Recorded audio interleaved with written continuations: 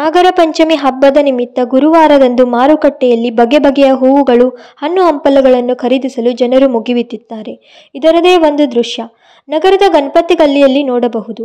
ಹೂ ಕಾಯಿ ಖರೀದಿಸಲು ದ್ವಿಚಕ್ರ ವಾಹನದ ಮೇಲೆ ವಾಹನ ಸವಾರರು ಬರುತ್ತಿದ್ದು, ಎಲ್ಲೆಡೆ ಟ್ರಾಫಿಕ್ ಜಾಮ್ ಆಗಿದೆ. ಒನ್ ವೇ ಇದ್ದರೂ ಕೂಡ ಈ ಮಾರ್ಗದಲ್ಲಿ ಪ್ರತಿನಿತ್ಯ ಟ್ರಾಫಿಕ್ ಜಾಮ್ ಆಗುವುದು ಸರ್ವೇ ಸಾಮಾನ್ಯವಾಗಿದೆ.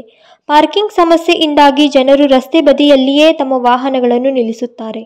ಅಲ್ಲದೆ ಈ ಮಾರ್ಗವು ತುಂಬಾ ಚಿಕ್ಕದಾಗಿದ್ದು, ದೊಡ್ಡ ವಾಹನಗಳು ಬಂದರೆ ವಾಹನ ಸವಾರರು ಸಂಚರಿಸಲು ಸಮಸ್ಯೆಯನ್ನು ಎದುರಿಸುತ್ತಿದ್ದಾರೆ.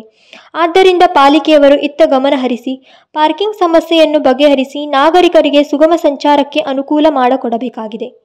ಕ್ಯಾಮರಾಮ್ಯಾನ್ ಸಂಕಲ್ಪ ಶಿಂದೆ ಜೊತೆ ಚೇತನ್ ಲಕ್ಕೇಬೇಲ್ಕರ್, KMM ಕನ್ನಡ, ಬೆಳಗಾವಿ.